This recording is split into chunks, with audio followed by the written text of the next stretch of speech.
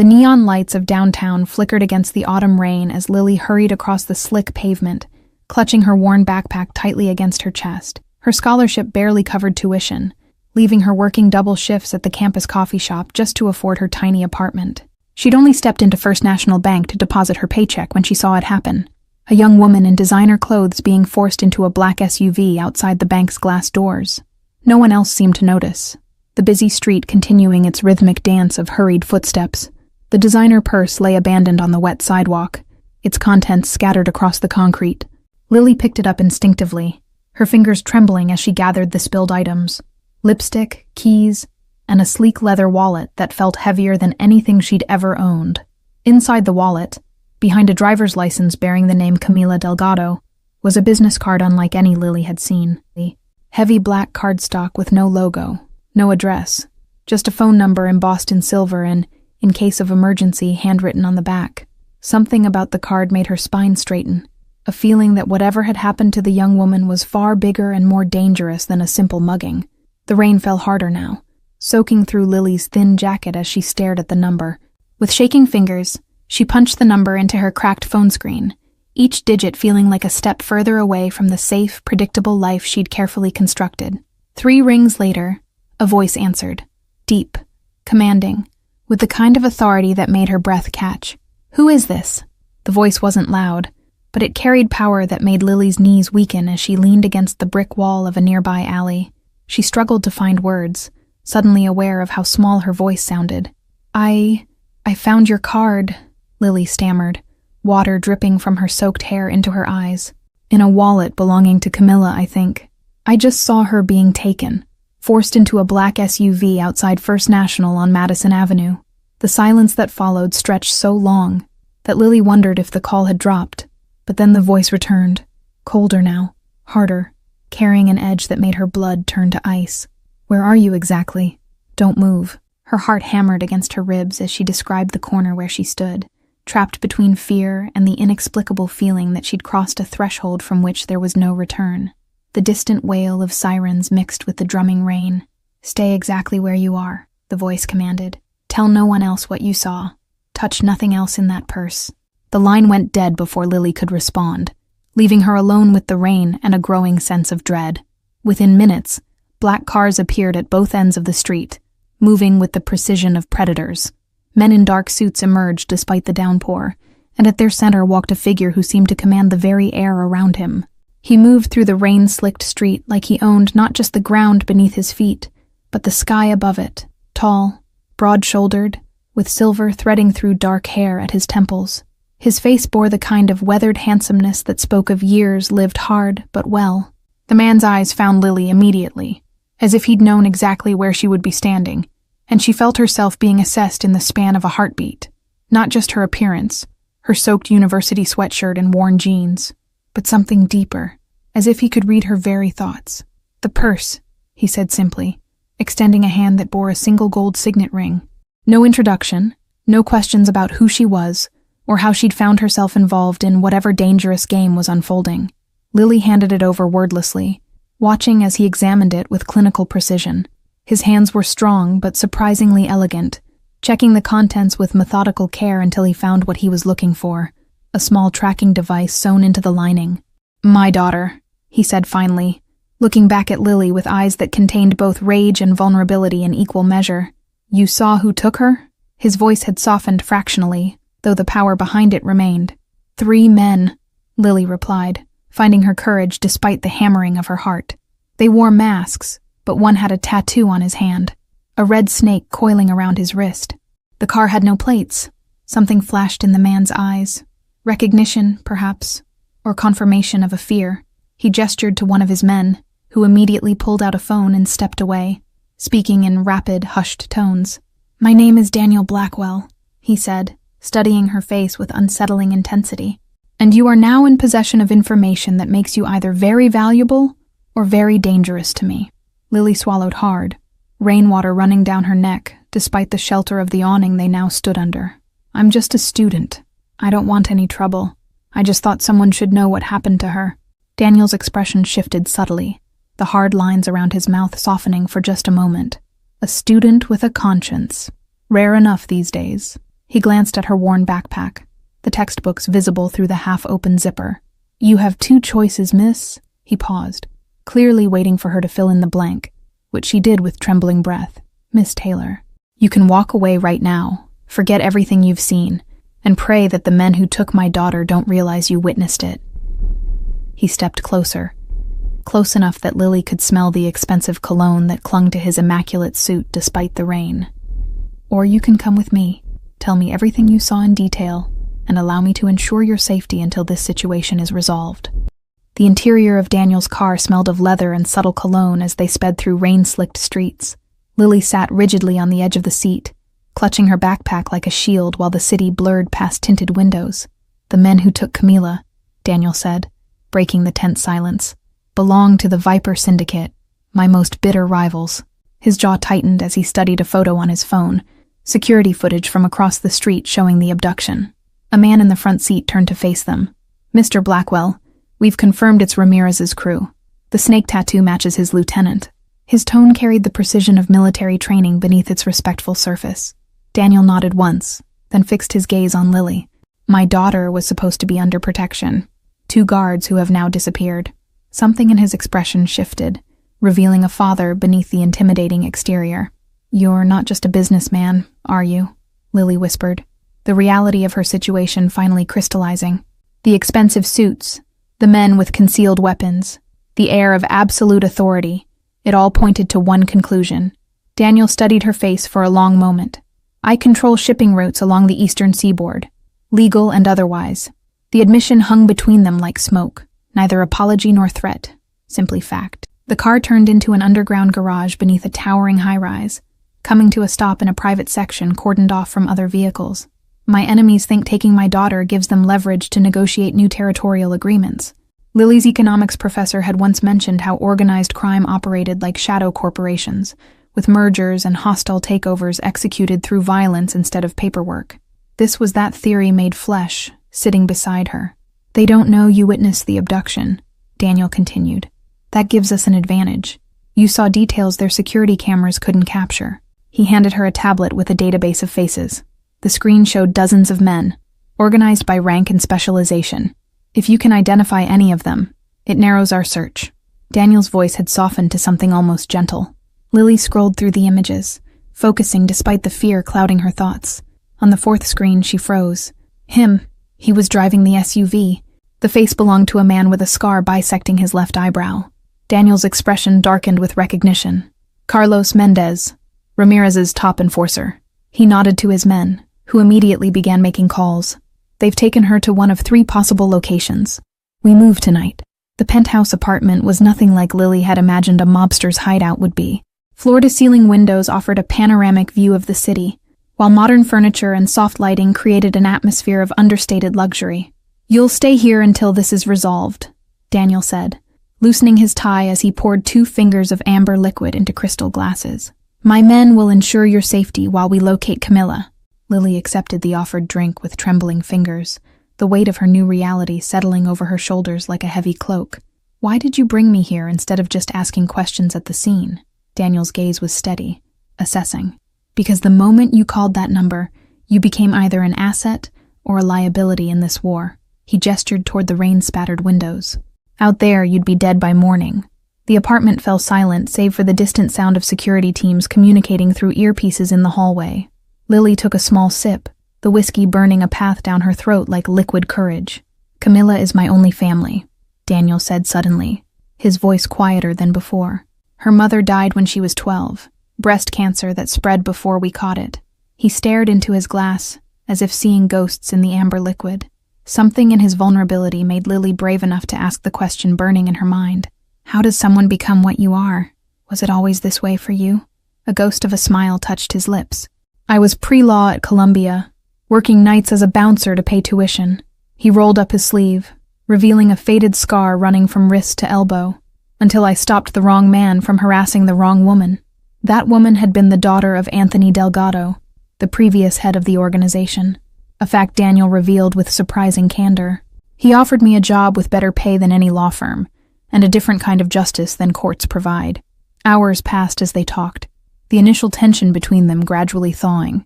Daniel spoke of his daughter with undisguised pride, her academic achievements, her talent for languages, her plans for graduate school.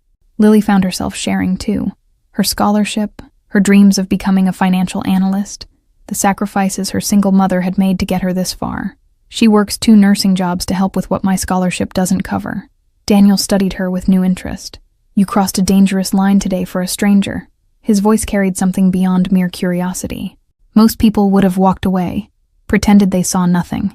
As midnight approached, the penthouse door opened and a man in a tailored suit entered, his expression grave. We've confirmed Camilla's location. The warehouse at the old shipyard. Security is heavy. At least 15 armed men. Daniel's transformation was immediate, the father vanishing behind the calculated mask of a strategist. Prepare 2 teams. Silent entry through both access points. His eyes met Lily's with unexpected gentleness. Try to rest. This ends tonight. Dawn broke over the city in shades of pink and gold when Lily woke to the sound of voices in the living room. She crept to the door, heart pounding as she made out fragments of intense conversation about ransom demands and exchange locations. Daniel stood at the center of the room, commanding his lieutenants with the precision of a military general. They want $5 million in untraceable cryptocurrency and exclusive rights to the Brighton Beach territory. The plan they outlined made Lily's blood run cold. A midnight exchange at an abandoned marina, with Camilla transferred between boats while snipers positioned on both shores ensured no betrayal. The casual discussion of potential casualties was surreal. The silence that followed Lily's suggestion hung heavy in the air as Daniel's lieutenants exchanged skeptical glances. No civilian had ever inserted themselves into an operation before. The unwritten rules of their world kept outsiders firmly beyond the boundaries of their conflicts. Lily's economics professor had once lectured about calculated risk versus perceived danger, how human instinct often misinterpreted probability during high-stakes scenarios. This knowledge gave her the courage to stand before these dangerous men and offer what they'd never consider themselves. Daniel dismissed his men with a subtle gesture, waiting until the door closed behind the last of them before turning back to Lily. You understand what you're risking, that these men won't hesitate to kill you if they discover your purpose. The wall behind Daniel displayed surveillance photos of the Viper Syndicate's key members, men with hollow eyes and trigger fingers who viewed human life as merely collateral in their power struggles. Yet somehow, standing in this penthouse with this dangerous man, Lily felt an inexplicable sense of purpose. There's another way, Lily said suddenly, stepping into the room. All eyes turned toward her, some surprised, others calculating. I could be your advantage. They don't know I exist. Daniel's expression darkened immediately. Absolutely not.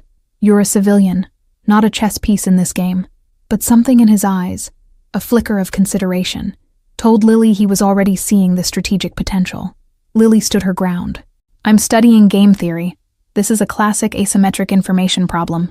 She approached the table where maps and building schematics were spread. They don't know what you know. We can use that. Hours later, as afternoon faded into evening, the plan was set. Lily would pose as a yacht club employee, placing a tracking device on the Viper's boat before the exchange, allowing Daniel's team to follow after the initial meeting. If anything feels wrong, anything at all, you abort, Daniel instructed, his hands gripping her shoulders with unexpected gentleness.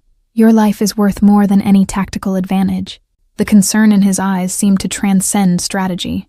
The weight of the tiny tracking device in Lily's pocket felt impossibly heavy as she walked along the marina boardwalk at 11:30 that night. Her heart hammered against her ribs with each step toward the sleek, black speedboat. Excuse me, she called to the men preparing the vessel, her voice steadier than she felt. The harbor master asked me to verify all boats planning midnight departures. She held up the clipboard Daniel's team had provided.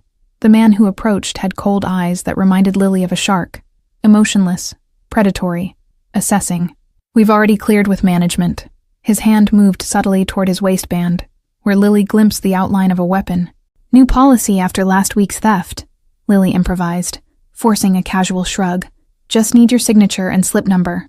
As she handed him the clipboard, she stumbled slightly, brushing against the boat's hull and pressing the tracker into place. Everything happened at once. A flash of recognition in the man's eyes, a shout from further down the dock, and the sudden appearance of Daniel emerging from shadows with a gun drawn. Run! He shouted to Lily, his voice cutting through the night air. The first bullet struck the wooden planks near her feet as Lily sprinted toward the cover of the boathouse. Behind her, the staccato rhythm of gunfire erupted across the previously quiet marina, shattering the night's silence. Strong hands pulled Lily behind a stack of wooden crates as bullets splintered the dock around them. Daniel's body shielded hers, his breathing steady despite the chaos erupting across the marina. "They knew we were coming," he whispered, the realization dawning in his voice like ice forming on water. "Someone inside my organization tipped them off. The ambush was waiting before we arrived."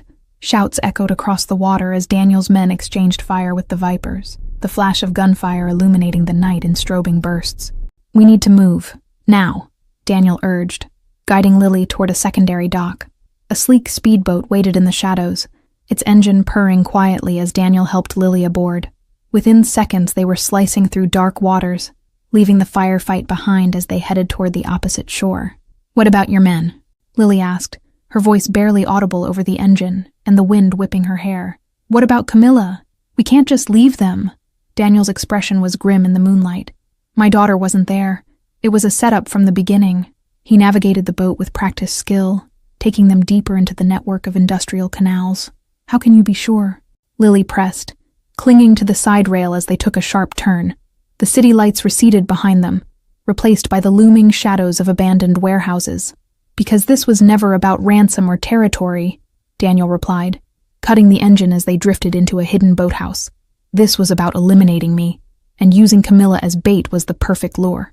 They abandoned the boat and moved through a series of back alleys, Daniel's hand never leaving the small of Lily's back as he guided her through the urban labyrinth.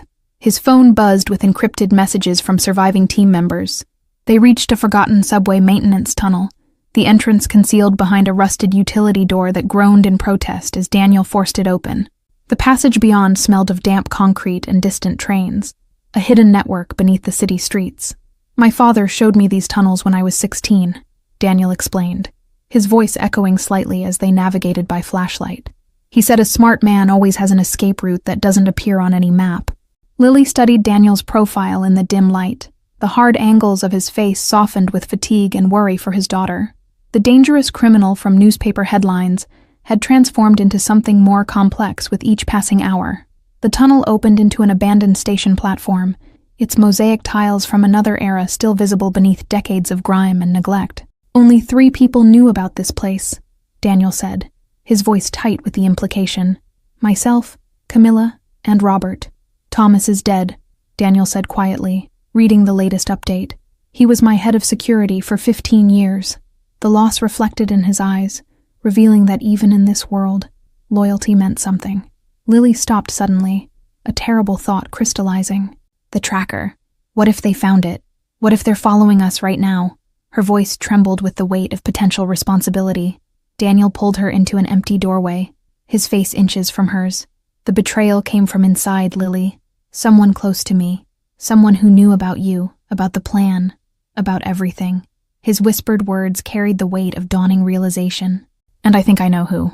Dawn broke over the abandoned steel mill as Daniel's remaining loyal men took positions around the perimeter. Lily watched from a broken window as vehicles arrived one by one, parking in a loose semicircle. "Are you sure about this?" she whispered, her breath fogging the cold glass. "What if you're wrong about Robert being the traitor?" The name belonged to Daniel's second-in-command, his business partner of 20 years. Daniel checked his weapon with practiced efficiency, his movements betraying none of the emotion Lily had glimpsed during their hours in hiding. The evidence all points to him. Access to schedules, security protocols, the location of safe houses. The plan was simple but dangerous. Daniel would confront Robert directly, using Lily's testimony about the kidnapping as leverage to force a confession. The remaining loyal soldiers would ensure no one escaped if things went wrong. "I still don't understand why you're risking this," Lily said quietly. "You could disappear, start over somewhere else. You have the resources." Her concern surprised even herself. Daniel's eyes met hers, something unspoken passing between them. "Because my daughter deserves to know her father fought for her, that I didn't run when it mattered most." The moment stretched between them, charged with possibilities neither had dared acknowledge. Lily found herself reaching for his hand, her fingers intertwining with his before she could question the impulse. "When this is over," Daniel said softly, "whatever happens today, I want you to know that meeting you changed everything." The confession hung in the air between them, fragile and unexpected. Camilla's photo appeared on Robert's phone screen as he held it up, The young woman looked exhausted but unharmed, a newspaper dated that morning visible beside her. She always liked you, Daniel. Trusted you without question, just like her mother did. The mention of Camilla's mother changed something in Daniel's stance, a subtle shift that transformed potential energy to kinetic. You were there when Helena died, held my hand at her funeral, and promised to always protect our family. A flash of movement at the periphery caught Lily's attention. Daniel's remaining loyal men taking strategic positions around the mill floor, weapons drawn but waiting for the signal. The betrayer hadn't noticed, his attention fixed on Daniel's controlled rage. The organization needs new leadership, Daniel, Robert continued, oblivious to the shifting dynamics around him. The old ways, your ways, are becoming obsolete. Camilla understands this better than you do. Before Lily could respond, the door to the main floor opened. Robert entered surrounded by 4 armed men, his expression shifting from confidence to shock when he spotted Lily standing beside Daniel. The student witness, Robert said, recovering quickly. I'm surprised she's still alive. Loose ends aren't usually your style, Daniel. The false concern in his voice couldn't mask the calculation in his eyes. Daniel stepped forward, keeping his body between Lily and the newcomers. Where is my daughter, Robert? Where is Camilla? The question carried all the quiet menace of a drawn blade. Robert's smile never reached his eyes. Safe, for now, though her continued well-being depends entirely on you signing over control of the organization to me. He gestured to one of his men, who produced a tablet with documents prepared. 20 years as my right hand wasn't enough, Daniel asked, his voice dangerously soft. You had to take my daughter too. Something shifted in the air around them, tension crystallizing into the moment before violence erupts. The countryside blurred past the car windows, rolling hills and autumn foliage replacing the urban landscape Lily had known her entire life. 3 days had passed since the confrontation at the steel mill. 3 days of debriefings, evidence handovers, and quiet conversations about what comes next. Are you sure about this? Camilla asked from the front passenger seat, turning to look at Lily. The young woman had her father's eyes, perceptive, intelligent, missing nothing despite her ordeal. Lily nodded, still processing everything that had happened. Robert's confession extracted at gunpoint, Camilla rescued from an isolated cabin in the mountains, and the organization dismantled from within. The FBI had been given enough evidence to arrest key players, including the leaders of the Viper Syndicate. Daniel drove with one hand on the wheel, the other resting on the center console where Lily's fingers occasionally brushed against his. The domesticity of the gesture seemed surreal after the violence they'd survived together. 3 black SUVs had followed them for the first 100 miles, Daniel's remaining loyal lieutenants ensuring their former boss reached safety before dispersing to their own new lives. The convoy had gradually peeled away at predetermined points, their absence symbolic of ties being severed. A manila envelope on the back seat contained their new documentation: passports, driver's licenses, birth certificates, creating a paper trail for identities unburdened by their respective pasts. The names felt foreign on Lily's tongue, but promised a freedom neither had experienced before. Lily's mother had wept when they'd explained everything, not from fear as expected, but from understanding born of her own difficult choices as a single parent.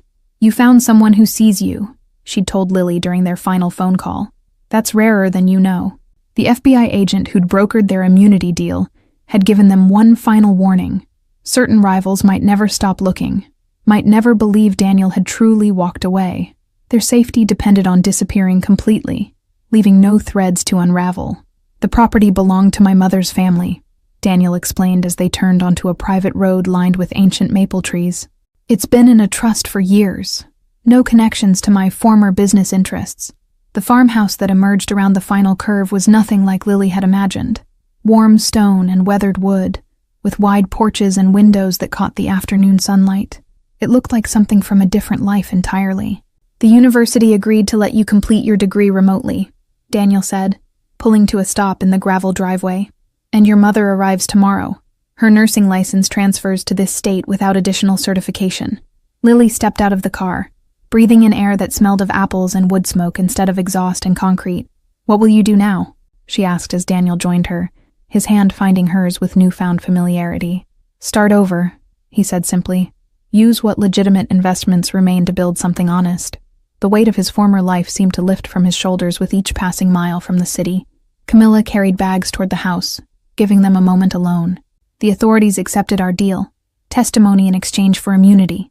The recording from the mill gave them everything they needed on Robert and the Vipers. Daniel turned to face Lily fully, his hands cradling her face with a gentleness that still surprised her.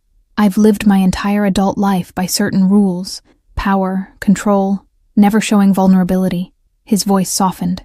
"You changed all of that." Lily rose on her tiptoes, closing the distance between them.